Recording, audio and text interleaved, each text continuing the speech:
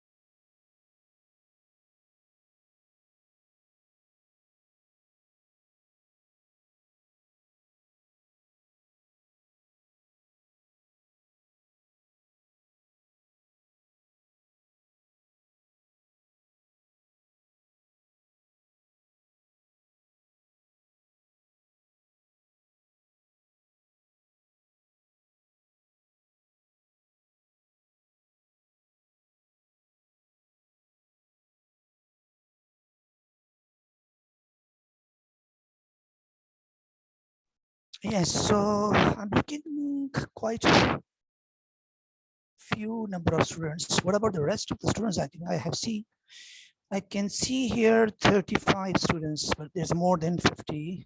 So unfortunately, students are not here, and that is a very important class for them. Could you please text a message in the group to join us as early as possible? Thank you.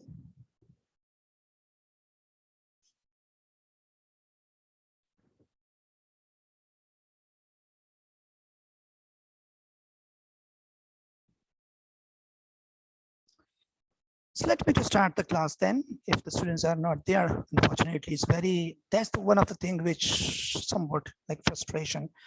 Students are not attending their classes, and later on they remain very upset. They remain very confused about the topic because they miss a lot of the concepts. So previously हम discuss कर रहे थे क्या चीज, prokaryote and eukaryote, और हमने कुछ 3-4 differences भी पढ़े थे। आज हम अपना टॉपिक वहीं से शुरू कर रहे हैं। मैं अपना स्क्रीन आपके साथ शेयर कर रहा हूँ, प्लीज मेरे साथ रहिएगा।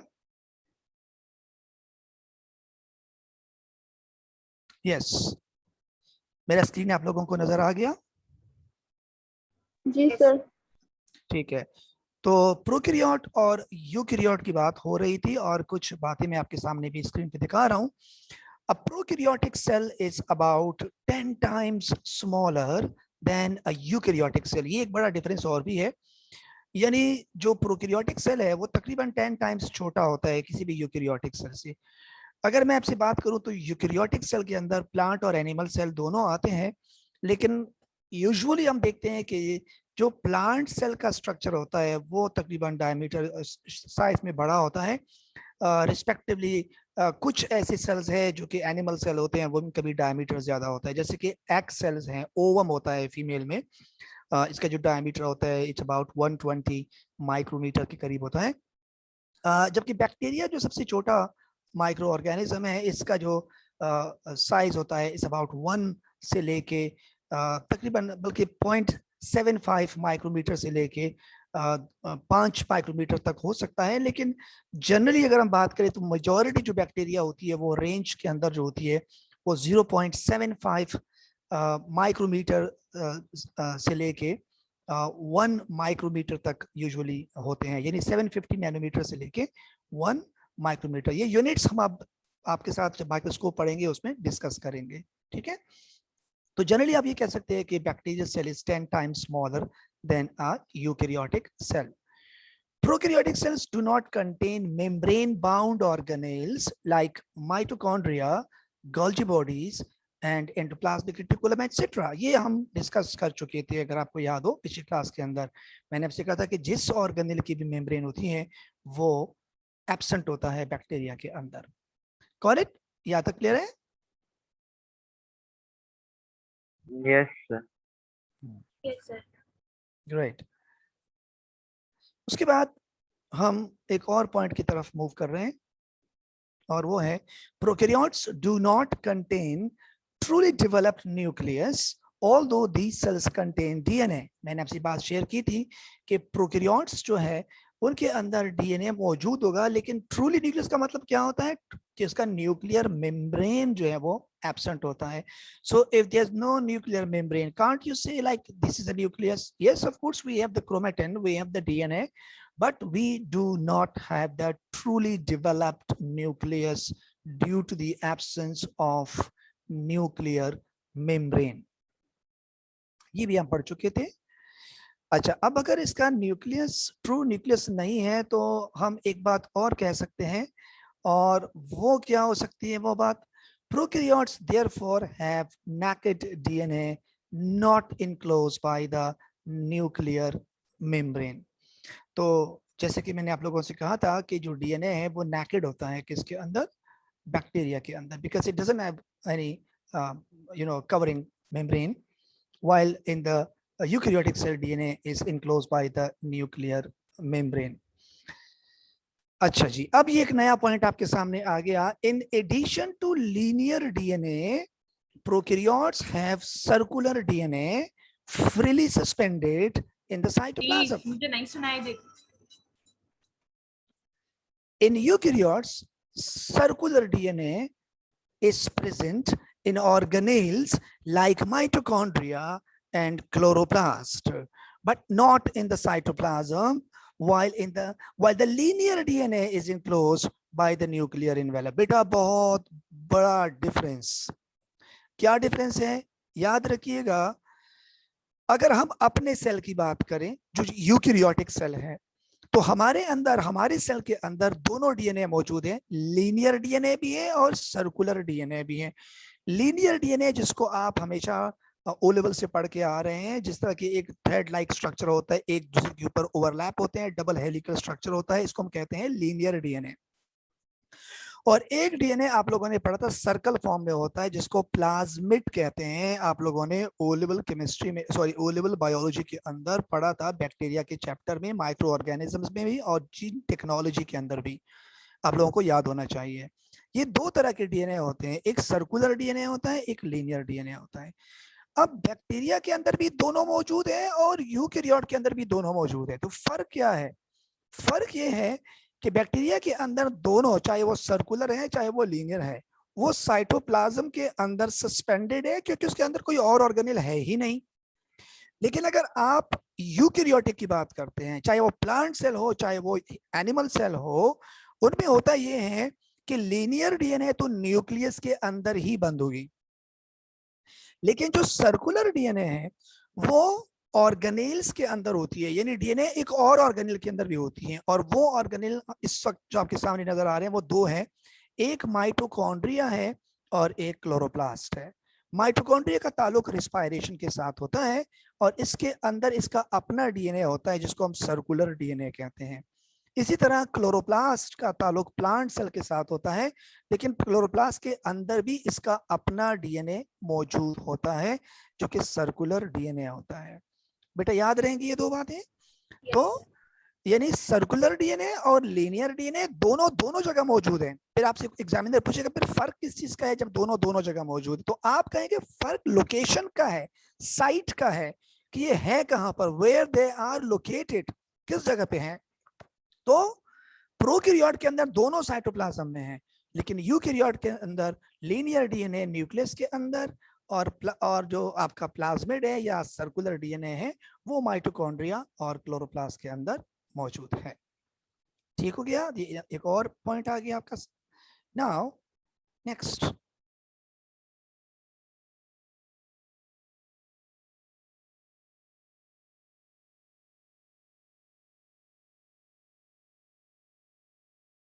Yes, prokaryotes do not contain chromatin.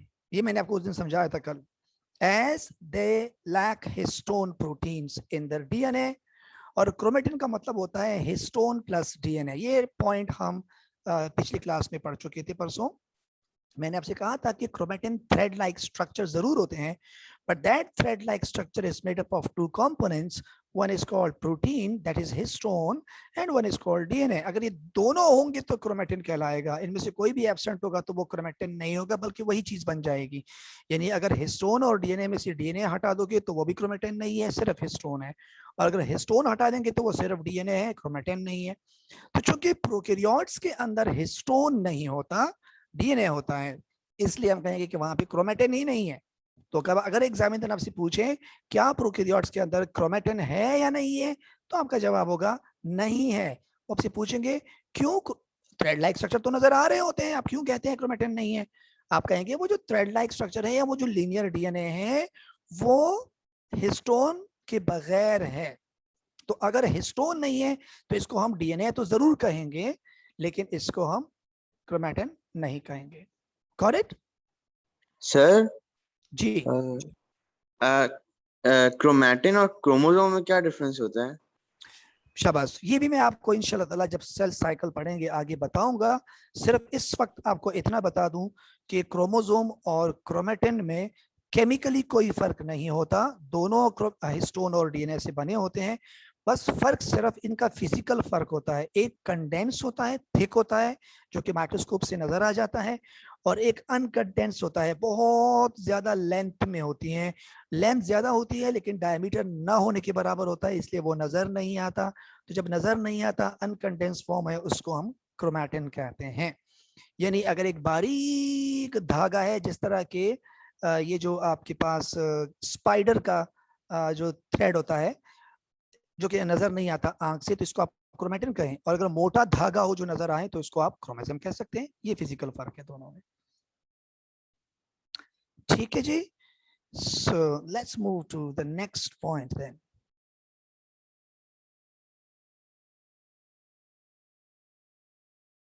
Ji, all prokaryotes contain cell walls made up of a complex glycoprotein called peptidoglycan और म्यूरिन। सेल वॉल, आपको पता है एनिमल सेल के अंदर सेल वॉल नहीं होता, अलबत्ता प्लांट सेल्स के अंदर सेल वॉल जरूर होता है। क्या प्लांट सेल यूकैरियोटिक सेल नहीं होता? जवाब जरा जल्दी दिया करें। क्या It's a eukaryotic cell. फिर हम कह सकते हैं कि चाहे यूकैरियोट हो चाहे प्रोकैरियोट हो, दोनों में सेल वॉल की एग्जिस्टेंस हो सकती है, अलबत्ता जिस चीज से सेल वॉल बना होता है उनका फर्क होता है। आप मुझे बताएं, प्लांट सेल वॉल किस चीज से बना होता है? सेलुलोज और पैक्टिन। Cellulose, सेलुलोज क्या चीज है, कौन सा मॉलिक्यूल है? polysaccharide, sir. पॉलीसेकेराइड क्या होता है? प्रोटीन, फैट्स या Sugar. Carbohydrate. बेटा याद रखिएगा, स्टार्च, सॉरी आपने नाम लिया सेलुलोज। सेलुलोज न तो स्टार्च है, स्टार्च अलग चीज होता है, सेलुलोज अलग चीज होती है, और न वो शुगर है क्योंकि शुगर मीठा होता है। सेल वॉल जो है वो सेलुलोज जो मीठा नहीं होता। सेल वॉल जो है उसको आप कह सकते हो स्ट्रक्चरल कार्बोहाइड्रेट। ये एक स्ट्रक्चरल कार्बोहाइड्रेट है जो कि सिर्फ प्लांट के सेल वॉल बनाने में इस्तेमाल होता है, ये शुगर नहीं है। हाँ, इसको पॉलीसेकेराइड जरूर कह सकते हो। तो प्लांट का जो सेल वॉल है वो किस चीज से बना है? सेलुलोज से बना है जो कि एक कार्बोहाइड्रेट है। जबकि यहां हमसे क्या कह रहे हैं, प्रोकैरियोट का सेल वॉल किस चीज से बना है? ग्लाइकोप्रोटीन से बना है। ग्लाइकोप्रोटीन क्या चीज होता है? ग्लाइकोप्रोटीन शुगर का और प्रोटीन का कॉम्बिनेशन होता है, यानी इसके अंदर प्रोटीन और कार्बोहाइड्रेट दोनों होते हैं, कॉम्प्लेक्स फॉर्म में होते हैं। इसका नाम है पेप्टाइडोग्लाइकेन, यानी उस ग्लाइकोप्रोटीन का नाम है पेप्टाइडोग्लाइकेन। और अगर आपको थोड़ा सा ये नाम मुश्किल लग रहा है, आपकी जबान पे नहीं आ रहा, तो आप इसको म्यूरिन भी कह सकते हो। बड़ा सिंपल सा नाम, नोरिन की छोटी बहन म्यूरिन। तो लड़कियों जैसा नाम है, आसानी से याद हो जाएगा, म्यूरिन। सो पेप्टाइडोग्लाइकेन और murein. So all prokaryotes contain cell wall. All जरूरी है, मस्ट है। क्या मैं ये कह सकता हूं कि all eukaryotes also contain cell wall? नहीं सर। क्यों? क्योंकि एनिमल सेल्स भी होते हैं उसके अंदर। शाबाश, ठीक है। क्या मैं ये कह सकता हूं कि eukaryotic cell wall is made up of cellulose? Yes you can say. अच्छा, इसमें भी हम ये नहीं कह सकते कि यूकैरियोटिक सेल सेलुलोज से बना होता है, क्योंकि यूकैरियोट्स के अंदर भी दो तरह के सेल्स है जिसके सेल वॉल होते हैं। एक प्लांट सेल होता है और एक फंजाई होता है, फंगस। फंगस का नाम सुना होगा आप लोगों ने। फंगस जो है उनका भी सेल वॉल होता है, लेकिन वो सेलुलोज से नहीं बना होता, बल्कि वो एक और कंपोनेंट से बना होता है। यही बात मैं अभी आपके सामने डिस्कस करूंगा कि जो Chitin? दूसरा, यस काइटिन, शाबाश, नॉट चिटन। बहुत सारे लोग इसको चिटन बोलते हैं, विच इज प्रोनाउंसिएशनली गलत है, काइटिन कहलाता है। काइटिन जो है वो फंगस के सेल वॉल को बनाता है, और सेलुलोज जो है वो प्लांट्स के सेल वॉल को बनाता है, जबकि बैक्टीरिया का सेल वॉल जो है वो किससे बना होता है? पेप्टाइडो ग्लाइकेन से बना होता है। ये आपको याद रखने होंगे सारी बातें, ठीक है।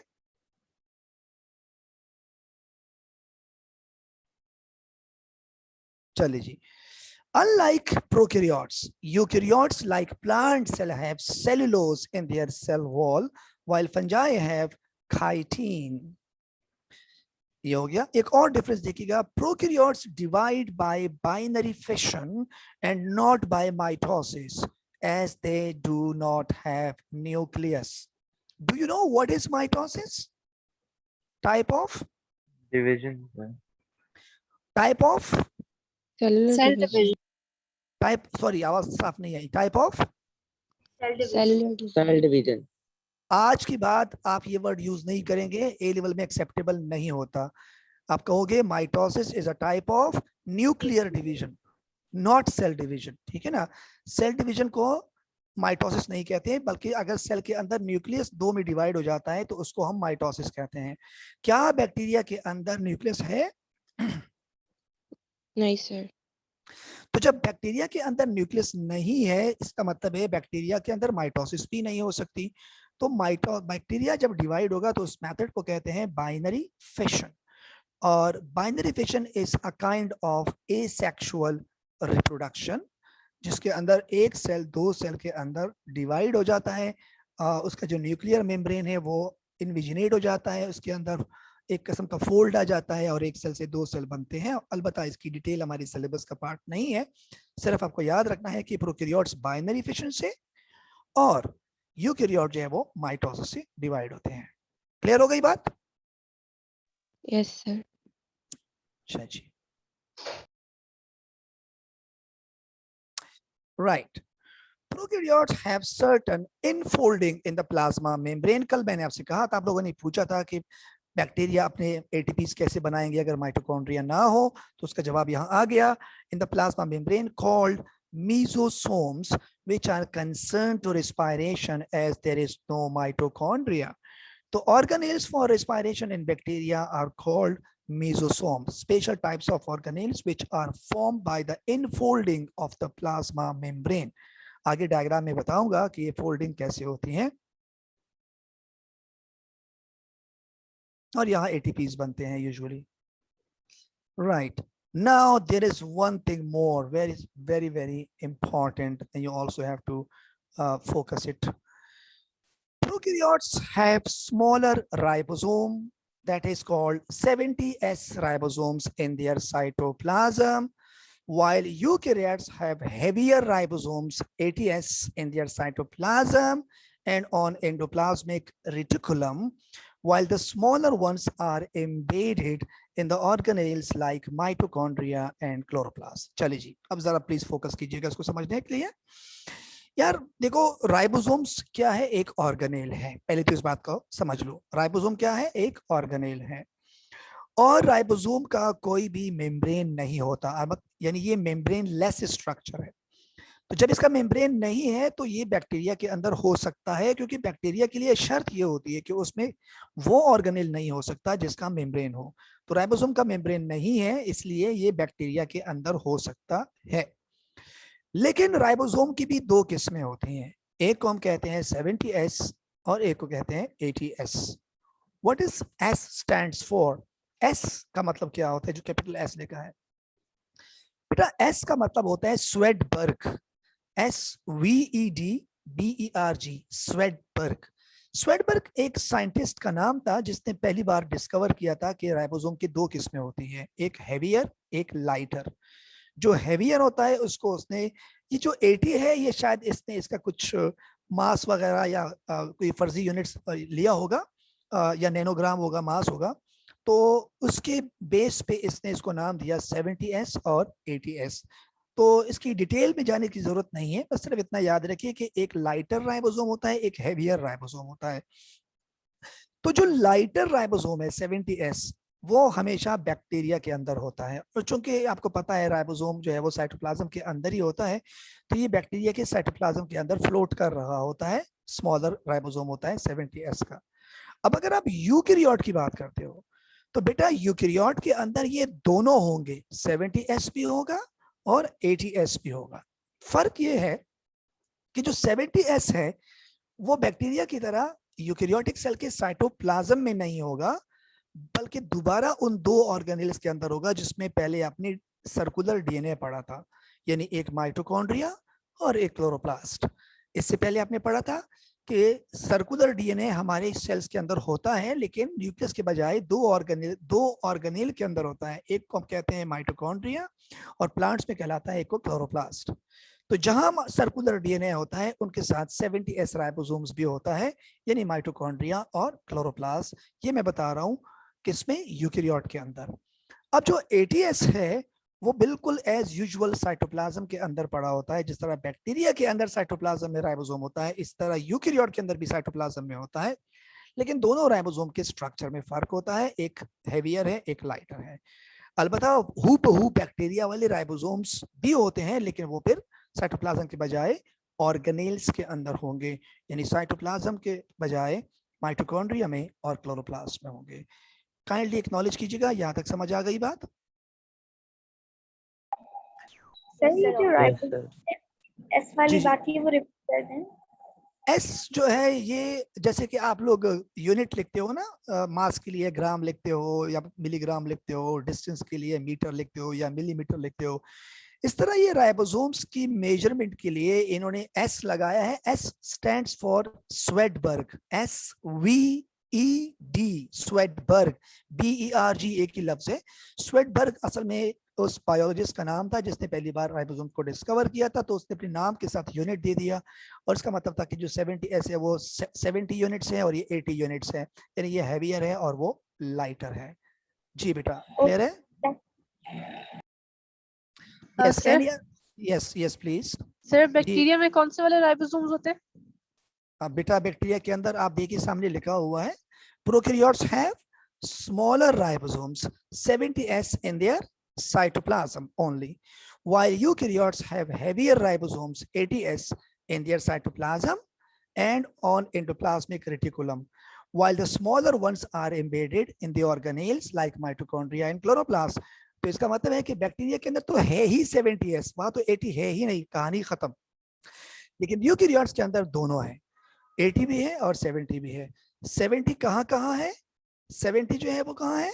क्लोरोप्लास्ट के अंदर भी है और माइटोकॉन्ड्रिया के अंदर भी है, जबकि 80S जो है वो भी दो जगह पर भी है, साइटोप्लाज्म के अंदर भी है और एंडोप्लाज्मिक रेटिकुलम के ऊपर भी अटैच्ड होते हैं। अच्छा, ये अफीफा जो है वो सवाल कर रही है, is there any difference in the function of circular DNA and straight DNA? अच्छा, एक तो बेटा याद रखिए अफीफा, अगर आपने ये वर्ड एएस के अंदर यूज किया स्ट्रेट डीएनए, तो एग्जामिनर आपको पेनलाइज करेगा, आपको मार्क नहीं देगा। उसने मार्किंग स्कीम के अंदर क्लियर कट लिखा है कि स्ट्रेट का वर्ड एक्सेप्ट नहीं होगा, क्योंकि स्ट्रेट का मतलब होता है बिल्कुल सीधा, तो ये स्ट्रेट सीधा नहीं होता, बल्कि ये आपको पता है लूप्स के फॉर्म में होता है, हेलिकल स्ट्रक्चर होता है, तो इसको आप कहोगे लीनियर डीएनए। ये वर्ड याद रखिएगा, लीनियर डीएनए, कभी भी आप स्ट्रेट डीएनए का वर्ड नहीं लगा सकते। बिल्कुल इनके दोनों के फंक्शन में थोड़ा सा फर्क जरूर है, लेकिन वो अब चूंकि हम नहीं पढ़ेंगे, हम A2 में जाके जीन टेक्नोलॉजी के अंदर फिर बहुत डिटेल में इनका डिफरेंस पढ़ेंगे। ठीक है Hafeefa? Okay sir, thank you. Welcome. अच्छा, सो नेक्स्ट पॉइंट नाउ,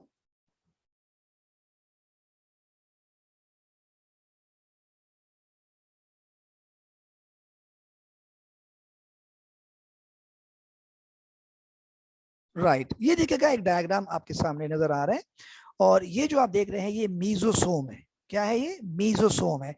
ये जो आपको ग्रीन कलर का शेड नजर आ रहा है बाहर की तरफ से पूरा, ये सेल वॉल है बैक्टीरिया का, पेप्टाइडोग्लाइकेन से बना है। और जो येलो नजर आ रही है ये प्लाज्मा मेम्ब्रेन नजर आ रही है। तो प्लाज्मा मेम्ब्रेन देखो यहाँ इनफोल्ड होके एक लूपी शेप बना रहे हैं। इसको हम कहते हैं असल में क्या चीज? मीजोसोम कहते हैं। इसको क्या कहते हैं? मीजोसोम कहते हैं। और मीजोसोम्स बिल्कुल ऐसे परफॉर्म करता है जैसे कि माइटोकॉन्ड्रिया की तरह। तो इसी तरह ये जो नीचे इसने आपको लूपी शेप दिखाया है, ये इसने एक डीएनए दिखाया गया है। बैक्टीरिया के अंदर आपको पता है लीनियर डीएनए भी होता है, तो उसने यहाँ पे एक लीनियर डीएनए भी शो किया हुआ है। इसके अलावा सर्कुलर डीएनए भी मौजूद होता है।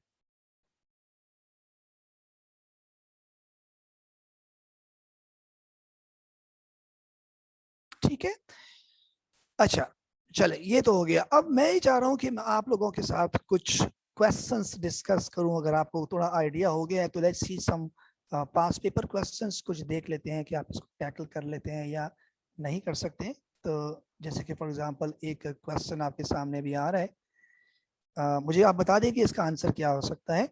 The diagram shows a high power drying of a bacterium. ये इसका कैप्सूल है, सेल वॉल है, मेम्ब्रेन है, राइबोसोम्स है और डीएनए है। कह रहे कि which three components are found both in this bacterium and in animal cells। कौन सी तीन स्ट्रक्चर ऐसे हैं जो कि बैक्टीरिया के अंदर भी हो सकते हैं और एनिमल सेल? जी आंसर क्या है? DNA D, and sir. ribosomes है D। D, sir. Cell membrane, Sir, D DNA. sir. हाँ माशाल्लाह, बड़े कॉन्फिडेंस के साथ जवाब दे रहे हो, ग्रेट, खुशी हुई। D should be the right answer, बिल्कुल ठीक कह रहे हो, सही है। So D is the right answer। ये एक और सवाल है, which structures are found in typical eukaryotic cell। Eukaryotic cells के अंदर क्या क्या चीजें हो सकती हैं? 70S ribosome, 80S ribosomes, linear DNA और circular DNA. Sir sir A D नहीं होगा? A। पक्की बात है? Sir not D sir. अच्छा, A और B, A और नहीं यार ए A, और बी तो नहीं कहोगे ना यार, एक आंसर दोगे, A, दो थोड़ी होते हैं। मैंने आपका थोड़ी देर पहले अभी मैंने आपसे कहा कि यूकेरियोटिक सेल के अंदर 70S राइबोसोम भी होता है, 80 भी होता है, लीनियर डीएनए भी होगा और सर्कुलर डीएनए भी होगा। तो इसलिए इसका आंसर ए होगा। मैंने आपसे कहा कि 70S राइबोसोम जो होता है ये साइटोप्लाज्म के बजाय माइटोकॉन्ड्रिया में और क्लोरोप्लास्ट में होता है। 80S जो है वो साइटोप्लाज्म में होता है, लीनियर डीएनए न्यूक्लियस के अंदर होता है और सर्कुलर डीएनए माइटोकॉन्ड्रिया और क्लोरोप्लास्ट के अंदर। यानी ये दो चीजें 1 और 4, सर्कुलर डीएनए और 70S राइबोसोम, ये दोनों किसके अंदर होते हैं? क्लोरोप्लास्ट और माइटोकॉन्ड्रिया के अंदर, यानी ऑर्गेनेल्स के अंदर होते हैं। और 80S राइबोसोम जो है ये साइटोप्लाज्म के अंदर भी होता है और एंडोप्लाज्मिक रेटिकुलम के ऊपर भी होता है। इसी तरह लीनियर डीएनए जो है ये न्यूक्लियस के अंदर होता है। शाबाश, गुड, ठीक है।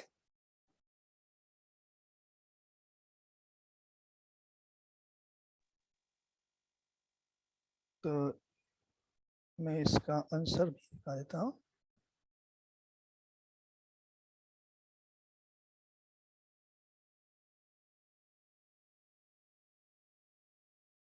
So the answer is A।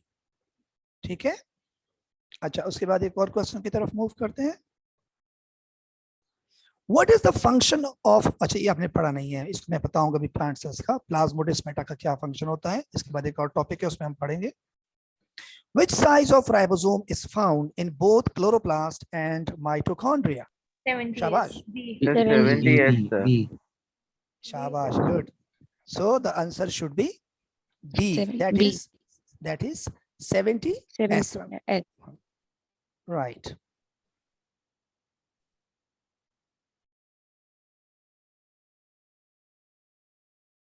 शाबाश, एक और question. Which structures are present in a Vibrio cholerae cell? Vibrio cholerae बेटा एक बैक्टीरिया का नाम है जो कि कॉलरा कॉज करता है, एक डिजीज है। तो बताइएगा बैक्टीरिया के अंदर कौन कौन सी चीजें प्रेजेंट होगी? Sir C, sir C, A sir C तो नहीं सर होगा, D होगा, माइटोकॉन्ड्रिया D नहीं होगा। होगा। सर D होगा। सर D, C D, तो हो नहीं D। सकता, D सर। डी होगा? D Sir, D. D या A। D D। चेक कर लेते हैं, D। भी आंसर आ जाएगा। D। कोई ए कोई बी कोई सी, सारे आंसर बता दिए तुम लोगों ने, ऐसा ना करो ना, एक ही आंसर बताओ बेटा। आंसर शुड बी ATS तो नहीं होंगे ना उसके अंदर।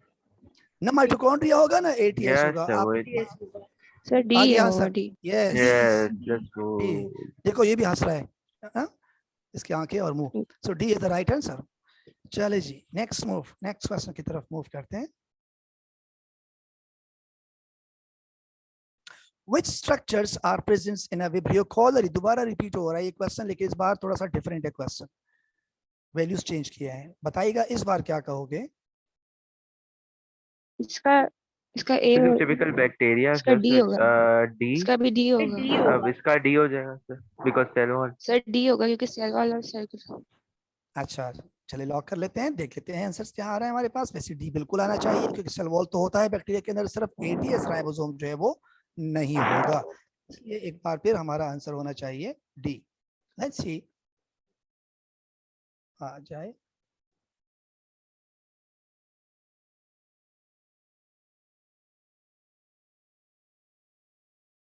असल में ये फाइल मुझसे कहीं मिसप्लेस हो गई थी, तो मैं इसके रिकॉर्डेड लेक्चर्स को पॉज करके समझा रहा हूँ। तो ये डी का आंसर आ गया आपका डी। गुड। Yeah. चले जी, next question.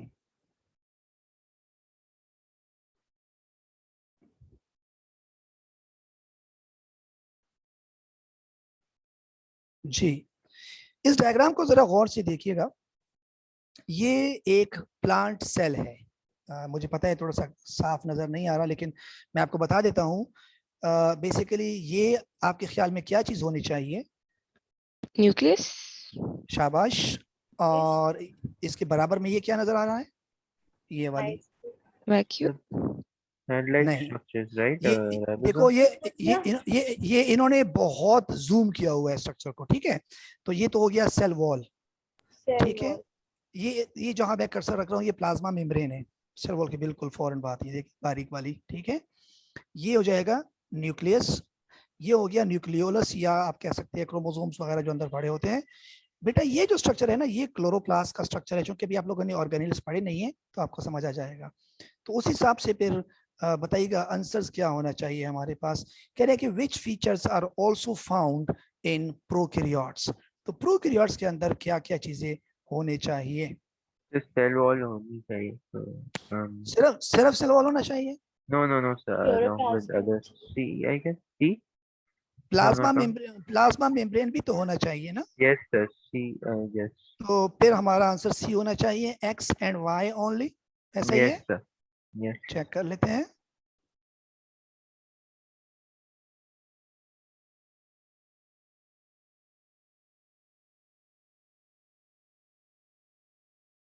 Which features are also found in prokaryotes? मैं इसकी साउंड खोल लेता हूँ। Yes, your answer is absolutely right. Let's see. Correct? मगर ये sad है. हाँ ठीक है, कोई बात नहीं।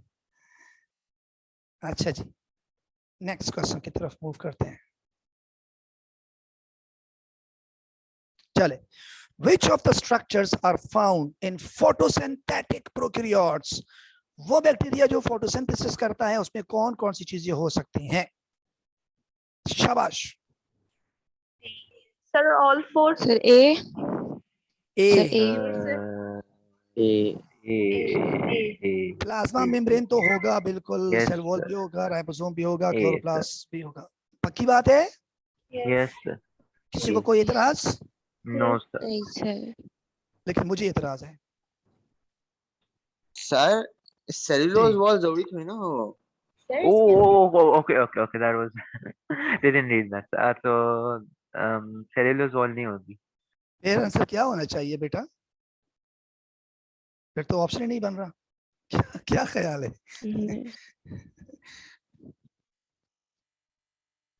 आप लोग एक चीज What? भूल चुके हैं, एक चीज भूल चुके हैं आप लोग। क्लोरोप्लास्ट नहीं होगा। Exactly Should be B, right? Okay. मैंने आप लोगों को बताया था पहले क्लास के अंदर कि क्लोरोप्लास्ट बैक्टीरिया के अंदर नहीं होता, क्योंकि नहीं उसका होता। मेम्ब्रेन है उसका मेम्ब्रेन ऑर्गेनेल नहीं होती जिसके मेम्ब्रेन होते हैं।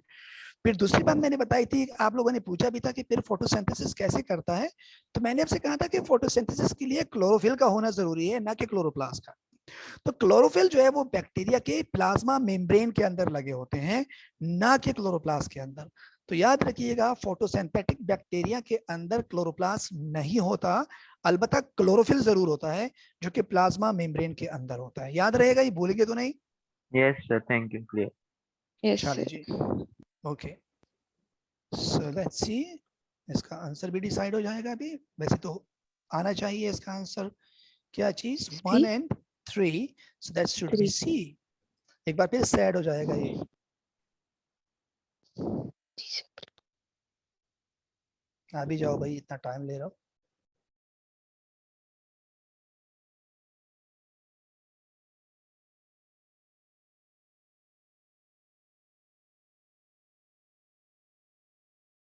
Yes, that the answer is C. तो बेटा ये कहानी क्लियर हो गई, कोई कंफ्यूजन तो नहीं है? No, sir. चलो गुड। अच्छा, अब हम एक चीज और डिस्कस करने जा रहे हैं। ये तो हमने डिफरेंस करा दिया आपको प्रोकैरियोट और यूकैरियोट के दरमियान, ठीक।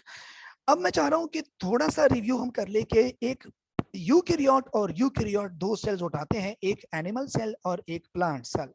तो कभी कभी छोटे मोटे क्वेश्चन इसके ऊपर भी पास पेपर में आ जाते हैं, तो हम कुछ डिफरेंसेस ऐसी भी हैं जो शायद आप लोगों ने ओ लेवल में इतनी डिटेल में नहीं पढ़े थे, तो वो भी थोड़ा सा हम चाह रहे हैं कि डिस्कस कर ले। क्या ख्याल है, तैयार है? Yes, sir. Okay, sir. Yes, sir. Let's move on. चले,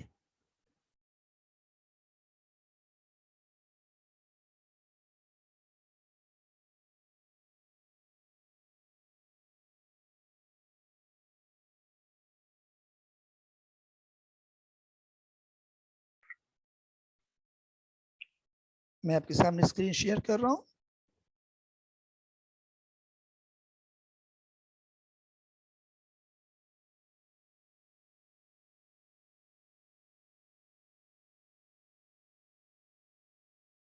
जी बेटा, मेरा स्क्रीन नजर आ गया आप लोगों को? Yes. Yes, sir. जी। Totally functional. गुड। सो कुछ बातें आप पहले पढ़ चुके थे। Structural and functional unit of life is the cell. Structurally, it is the building material of all living cells. Each and every part of our body is made up of cells. You know, that's why we say structural component. Functionally, it plays many roles like transport of oxygen by red blood cells, defense by white blood cell, etc. That's why both the structural and functional role. The entire cell is considered as protoplasm. पूरे cell को protoplasm कहते हैं।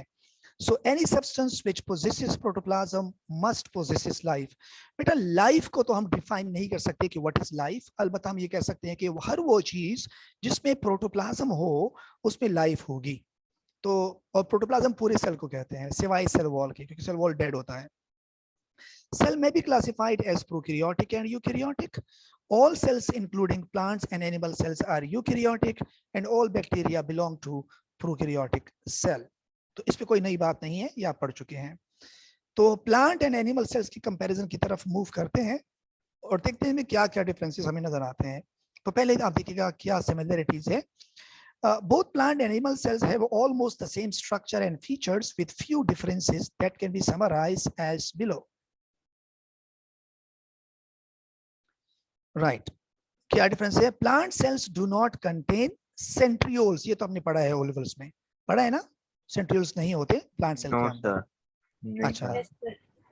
चले पढ़ा है, नहीं बेटा, पढ़ा होगा आप लोगों ने, समझ के नहीं पढ़ा होगा, ये पढ़ा देते हैं ओ लेवल्स के अंदर। तो सेंट्रियोल जो है वो एनिमल सेल में होता है, सिर्फ प्लांट सेल में नहीं होता। लेकिन सेंट्रियोल का रोल क्या है? Centriole plays its role during cell division. जब कोई सेल डिवाइड होता है तो उसमें सेंट्रियोल का रोल होता है। It means there must be slight differences in the physiology of cell cycle between plant and animal cell. तो एग्जामिनर आपको कंफ्यूज कर सकते हैं, वो आपसे पूछेंगे बेटा आप कहते हो कि प्लांट सेल के अंदर सेंट्रियोल नहीं होता, तो क्या प्लांट सेल डिवाइड नहीं होता? क्योंकि सेंट्रियोल का रोल तो प्लांट सेल में होता है, डिवीजन में होता है। आपका जवाब होगा बिल्कुल होता है उसका रोल, सॉरी बिल्कुल डिवीजन होती है प्लांट सेल की, लेकिन प्लांट सेल की डिवीजन का जो मैकेनिज्म है वो एनिमल सेल की डिवीजन से डिफरेंट है। यहाँ सेंट्रियोल अपना रोल नहीं प्ले करता, बल्कि यहाँ पे पैक्टीन और पैक्टेट वॉल या प्लेट फॉर्मेशन होती है, उसका रोल होता है, जो आप आगे जाके इंशाल्लाह ताला उस पे पढ़ेंगे सेल साइकिल के अंदर। यहाँ सिर्फ आपको इतना कहना काफी है कि प्लांट और एनिमल सेल की डिवीजन एक जैसी नहीं होती, क्योंकि सेंट्रियोल नहीं होता प्लांट सेल में, इसलिए उसका जो मैकेनिज्म है वो डिफरेंट होगा। ठीक है, कुछ पूछना है? नो अच्छा,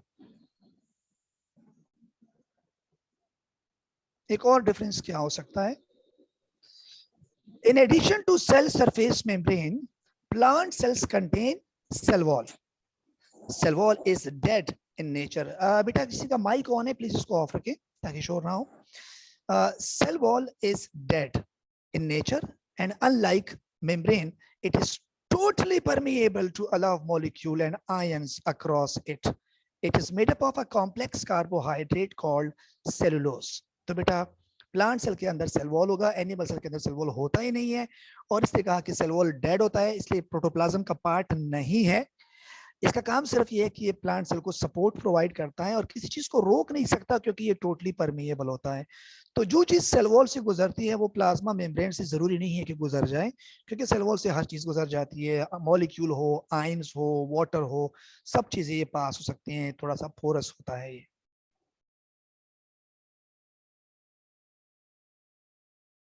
The cell wall gives the cell a definite shape. इसलिए plant cell की एक खास shape होती है. It prevents the cell from bursting when water enters by osmosis, allowing large pressure to develop inside the cell. तो अगर कोई plant cell को आप डाइल्यूट सॉल्यूशन के अंदर रखते हैं जहां बहुत ज्यादा पानी हो, तो एंड ऑस्मोसिस से पानी सेल्स के अंदर आ रहा होगा, सेल स्वेलअप होता जाएगा. अब ये जो सेल वॉल है इसके अंदर फ्लेक्सिबिलिटी होती है, ये स्ट्रेच जरूर होता है, टूटता नहीं है, बर्स्ट नहीं होता, इसलिए सेल स्वेलअप होता रहता है और बहुत ज्यादा प्रेशर अंदर जनरेट होता है जिसको हम कहते हैं टर्जर प्रेशर. तो ये प्लांट सेल अगर आप देखें, आप प्लांट्स की बॉडी देखिए और हमारी बॉडी देखिए कितना फर्क है. प्लांट्स का जो स्ट्रक्चर है वो बहुत हार्ड होता है जबकि हमारी बॉडी सॉफ्ट होती है. वजह यह है कि हमारे सेल्स इतने ज्यादा टर्जिड नहीं होते और हमारे सेल्स के बीच में गैप्स होते हैं. हमारे जैसे सेल्स सारे क्लोजली पैक नहीं होते, उसके अंदर लिक्विड पड़ा होता है, तो इसलिए हमारी बॉडी सॉफ्ट होती है. लेकिन प्लांट्स के सेल एक दूसरे के साथ ज्यादातर क्लोजली पैक्ड होते हैं, सेल वॉल होते हैं, बहुत ज्यादा हाई प्रेशर होता है लिक्विड का इसके अंदर, इसलिए वो थोड़ा सा हमें हार्ड स्ट्रक्चर शो कर रहे होते हैं. And they maintain their position even against the gravity, and they can also tolerate strong storm and wind वगैरह में भी ये टूटते नहीं है क्योंकि इसके अंदर बहुत ज्यादा मजबूती होती है अपने सेल वॉल्स की वजह से. Hopefully you are getting me, समझ रहे हो? ये पॉइंट दोबारा Yes, बता sir. दीजिए.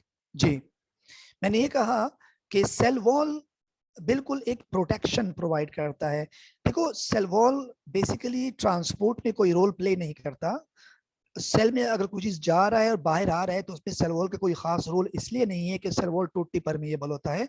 वो किसी चीज को ना रोक सकता है, ना यूजुअली अलाउ करता है, ना रोकता है, बल्कि इस मतलब ये टोटली परमिएबल होता है. तो फिर हम क्या इसका क्या रोल हो सकता है?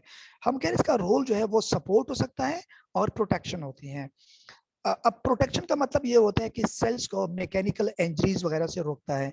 तो जैसे प्लांट्स वगैरह है, उन पे अगर कोई चोट लगती है या ज्यादा प्रेशर उसके ऊपर अप्लाई होता है तो सेल वॉल जो है वो अंदर सेल्स को प्रोटेक्ट कर रहे होते हैं. दूसरी बात ये है कि अगर किसी प्लांट सेल के अंदर पानी आ रहा हो तो वाटर अंदर आते आते आते उसका मेम्ब्रेन स्वेलअप होता जाएगा, साइटोप्लाज्म स्वेलअप होता जाएगा, सेल का साइज बढ़ता जाएगा बढ़ता जाएगा बढ़ता जाएगा यहाँ तक कि मैक्सिमम लिमिट पे पहुंच जाएगा, लेकिन ये बर्स्ट नहीं होगा.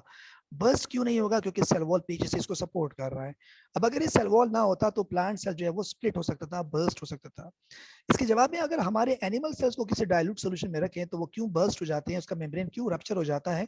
क्योंकि मेम्ब्रेन का अपनी एक स्ट्रेंथ होती है, जब उस स्ट्रेंथ से ज्यादा प्रेशर डेवलप होता है तो वो रप्चर हो जाते हैं. लेकिन प्लांट सेल में इसको सपोर्ट कर रहा होता है सेल वॉल. यही वजह होती है कि प्लांट की बॉडीज हार्ड होते हैं क्योंकि उसमें सेल वॉल होते हैं, हमारी बॉडी सॉफ्ट होती है क्योंकि हमारी बॉडी में सेल वॉल नहीं होते. प्लांट के सेल ज्यादातर क्लोजली पैक्ड होते हैं, हमारे सेल जो है वो इसमें थोड़ा स्पेस होता है, इसलिए हमारी बॉडी सॉफ्ट होती है. और यही वजह होती है कि प्लांट सेल जो है स्ट्रॉन्ग विंड वगैरह के अंदर टूटते नहीं है, स्टेम वगैरह अगेंस्ट द ग्रेविटी अपने शेप को मेंटेन रखते हैं because of this strong cell wall जो कि सपोर्ट प्रोवाइड करता है. समझ आ गई बात? Yes sir, thank you. Sir yes. जब प्लांट सेल जब प्लाज्मोलाइज होता है तो तब जी. भी जो इसका क्या नाम है, जो ये होता है सेल वॉल, तब भी वो बर्स्ट नहीं होता? नहीं, फिर भी वो बर्स्ट नहीं होगा. अलबत्ता सेल जो है उसकी प्रोटोप्लाज्म अगर ज्यादा देर तक श्रिंक रहेगा तो उसकी डेथ होने का खतरा होता है क्योंकि कंटेंट्स वाटर बहुत कम हो जाता है और केमिकल रिएक्शंस के लिए वाटर का होना बहुत जरूरी होता है. ठीक है।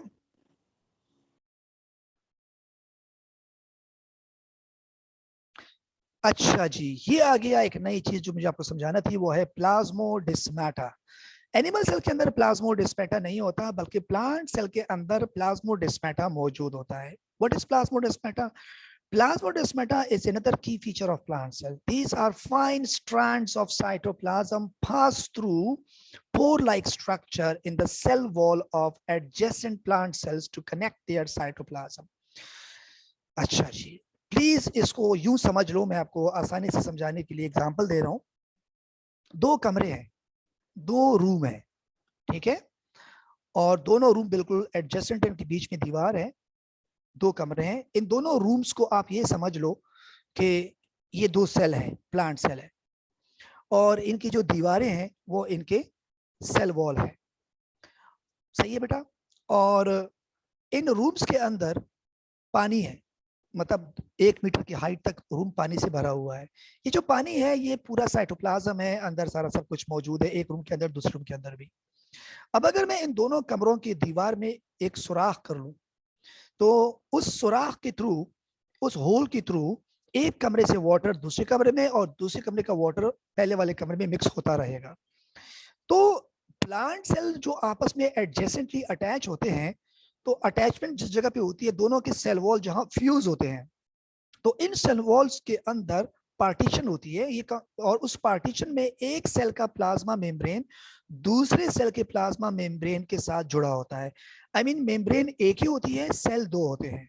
बात समझने की कोशिश करें, सेल दो होंगे, प्लाज्मा मेम्ब्रेन एक ही होगा। यानी एक सेल का प्लाज्मा मेम्ब्रेन घूमते घूमते पोर के अंदर जाके दूसरे सेल के अंदर घूम के फिर वापस आ जाती हैं। इसका मतलब है जब मेम्ब्रेन दोनों का एक होगा तो साइटोप्लाज्म भी दोनों का एक होगा। सेल्स बजाय दो नजर आ रहे होंगे, लेकिन हर एक का अपना अपना न्यूक्लियस होगा, हर चीज अलग अलग होगी सिवाय इनके साइटोप्लाज्म के, और इनके ऑर्गेनेल्स भी एक सेल से दूसरे सेल में जा सकते हैं। तो इस कनेक्टिविटी को जो साइटोप्लाज्मिक स्ट्रैंड्स बना रहा है, जो साइटोप्लाज्मिक स्ट्रक्चर बना रहा है, इसको हम कहते हैं प्लाज्मोडेस्माटा। मैं इसका डायग्राम दिखा देता हूं, थोड़ा सा और बेहतर हो जाएगा, क्लियर हो जाएगा। ये है डायग्राम, आप देखिएगा, ये एक सेल है, ये दूसरा सेल, तीन सेल्स आपस में क्लोजली पैक्ड हैं। तो ये जो ग्रीन नजर आ रहा है आपको, ये ग्रीन, ये सेल वॉल है, और इसके अंदर ये जो येलो, देखो जहां मैं कर्सर रख रहा हूँ, अंदर येलो पार्ट एक नजर आ रहा है। ये तो ये वाला येलो नहीं, ये तो साइटोप्लाज्म है, ये वाला बारीक येलो।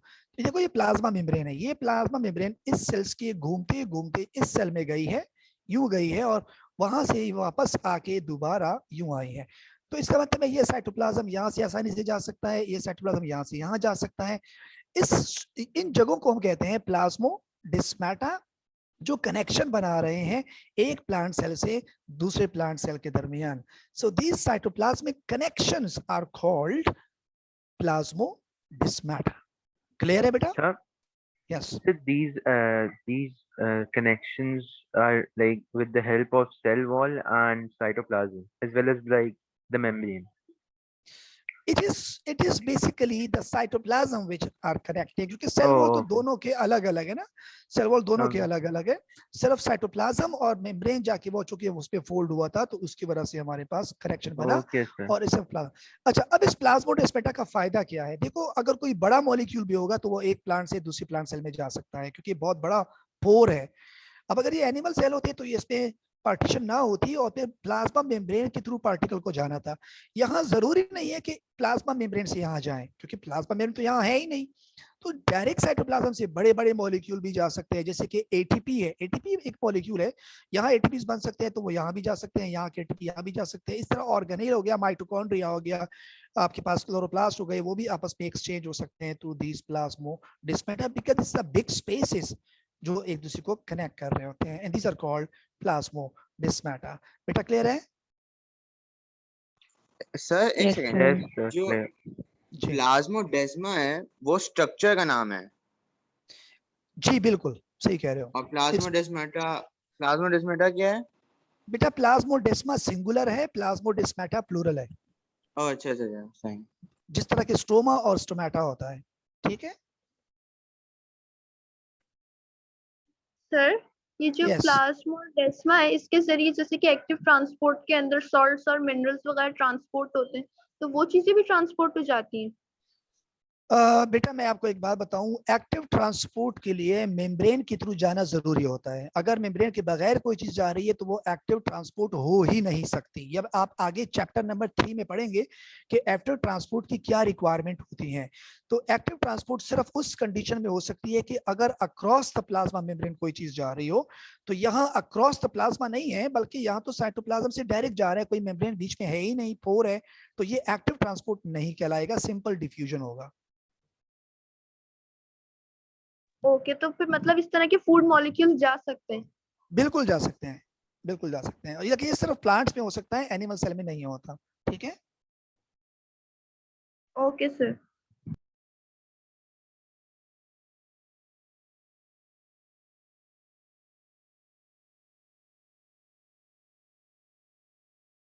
अच्छा जी। Mature plant cells often possess a large permanent central vacuole। ये आप जानते हैं, प्लांट्स के अंदर एक बड़ा सेंट्रल, लेकिन ये कह रहे हैं मेच्योर प्लांट्स होते हैं। मतलब अगर कोई यंग प्लांट है जिसके सेल्स अभी डिवाइड हो रहे हैं तो जरूरी नहीं है कि उसके अंदर बड़ा वैक्यूल हो, ये याद रखिएगा। अगर आप कहते हैं कि परमानेंट और लार्ज सेंट्रल वैक्यूल है तो वो मेच्योर प्लांट सेल होगा, मतलब उसके उसके ग्रोथ डेवलप हो चुकी होगी complete. The plant vacuole is surrounded by a membrane which is called tonoplast, which control the exchange between the vacuole and the cytoplasm. तो वैक्यूल से जो साइटोप्लाज्म में चीजें जा रही हैं और साइटोप्लाज्म से वैक्यूल में आ रहे हैं, ये टोनोप्लास्ट कंट्रोल कर रहे होते हैं। Tonoplast is also a membrane. Animal cells में पोजेस स्मॉल वैक्यूल्स। अच्छा, एनिमल सेल के अंदर भी वैक्यूल हो सकते हैं, लेकिन बहुत छोटे छोटे वैक्यूल्स होते हैं, जिसको हम कहते हैं phagocytic vacuole. However they are not permanent structures. ये बनते हैं और टूटते हैं, और ये असल में करते क्या है, जैसे किसी बैक्टीरिया को इनगल्फ करना है या व्हाइट ब्लड सेल कभी कभी करते हैं, तो फेगोसाइटोसिस का प्रोसेस आपने पढ़ा था, उसमें छोटे छोटे वैक्यूल मेम्ब्रेन से बनते हैं वेसिकल्स फॉर्म में। तो ये छोटे छोटे वैक्यूल होते हैं एनिमल सेल के अंदर, लेकिन कोई बड़ा परमानेंट वैक्यूल नहीं होता एनिमल सेल्स के अंदर। वैक्यूल का काम क्या होता है? Vacuoles help to regulate the osmotic properties of cells as well as having a wide range of other functions. For example, the pigments which color the petals of certain flowers and parts of some vegetables. कुछ flowers आपको green नजर आते हैं, कुछ red नजर आते हैं, कुछ पर्पल नजर आते हैं, कुछ व्हाइट होते हैं, तो ये पिगमेंट की वजह से कलर होते हैं। और ये जो पिगमेंट्स होते हैं ये वैक्यूल के अंदर स्टोर होते हैं। तो जो पेटल्स के अंदर सेल्स होंगे प्लांट के, उन सेल्स के अंदर जो वैक्यूल होते हैं उनमें ज्यादातर ये पिगमेंट्स स्टोर होते हैं, जिसकी वजह से उसका कलर नजर आ रहा होता है। इसके अलावा जो वेजिटेबल्स के डिफरेंट कलर्स होते हैं तो उनके अंदर भी वैक्यूल के अंदर पिगमेंट्स होते हैं उस कलर के, जिसकी वजह से उसका स्पेसिफिक कलर नजर आ रहा होता है। इसके अलावा ये कहते हैं कि ऑस्मोटिक प्रॉपर्टीज भी मेंटेन करता है। ऑस्मोटिक प्रॉपर्टीज से मुराद ये होता है कि अगर किसी वैक्यूल के अंदर ज्यादा शुगर है तो वो क्या करेगा, बाहर से वाटर एब्जॉर्ब करेगा, क्योंकि इसका वाटर पोटेंशियल कम हो जाएगा अगर शुगर ज्यादा हुआ। इसी तरह अगर इसके अंदर वाटर ज्यादा है तो ये वाटर दूसरे सेल को दे देगा। तो ऑस्मोसिस में बड़ा रोल प्ले करता है वैक्यूल, क्योंकि स्टोरेज टैंक है ये, तो इसका ये बड़ा इंपॉर्टेंट रोल होता है। दोनों काम कर रहे होते हैं। ठीक है, समझ रहे हो बेटा? Yes. ठीक है। Plant cells in the green parts of the plant contain chloroplast. जी जी सर, आप ये जो आपने जो पढ़ा है ये आप किसी फॉर्म पे भेज सकते हैं ताकि फिर जिन बच्चों को लिखना हो किसी जर्नल में तो वो लिख सके बाद में। जी बिल्कुल, मैं इंशाल्लाह ताला आपको इसका पीडीएफ मिल जाएगा। मैं पूरी आपकी जो फाइल है वो आपके ओके सर, थैंक यू। अभी आपके पास मैं सॉफ्ट कॉपी शेयर करूंगा, फिर आप जब कॉलेज जाएंगे तो आपको वो एक बुकलेट देंगे, उस बुकलेट के अंदर सारे नोट्स होंगे मेरे। ठीक है। अच्छा, plant cells in the green part of a plant contain chloroplast, but animal cells are totally devoid of chloroplast. आपको पता है कि एनिमल सेल के अंदर क्लोरोप्लास्ट हो ही नहीं सकता, लेकिन एक बात का खास ख्याल रखें, इन्होंने एक है कि प्लांट सेल के अंदर भी क्लोरोप्लास्ट वहां हो सकता है जो ग्रीन पार्ट होता है, जो लीफ के सेल्स होंगे उनमें क्लोरोप्लास्ट हो सकता है, स्टेम अगर ग्रीन है उसमें हो सकता है, रूट्स के अंदर क्लोरोप्लास्ट नहीं होता। तो आपको ये कहना जरूरी है, अगर आप ये नहीं लिखेंगे और आप सिर्फ लिखेंगे ओ लेवल की तरह के प्लांट सेल्स कंटेन क्लोरोप्लास्ट, तो एग्जामिनर मार्क नहीं देगा ए लेवल्स में, याद रखो। यहाँ आपको प्रिसाइज और स्पेसिफिक आंसर देना होगा, तो आपको बताना पड़ेगा कि plant cell in the green part contain chloroplast. हर जगह नहीं रखते, लेकिन एनिमल सेल के अंदर क्लोरोप्लास्ट होती ही नहीं है। बेटा यहीं पे मैं क्लोज कर रहा हूँ क्योंकि आपकी जूम का सेशन तो खैर टाइम है, लेकिन आपका क्लास का टाइम खत्म हो गया है, 10 बज गए हैं, आपकी दूसरी क्लास होगी। तो इंशाल्लाह ताला फिर इसको हम परसू करेंगे मंडे से। In the mean time if you have question you can ask me.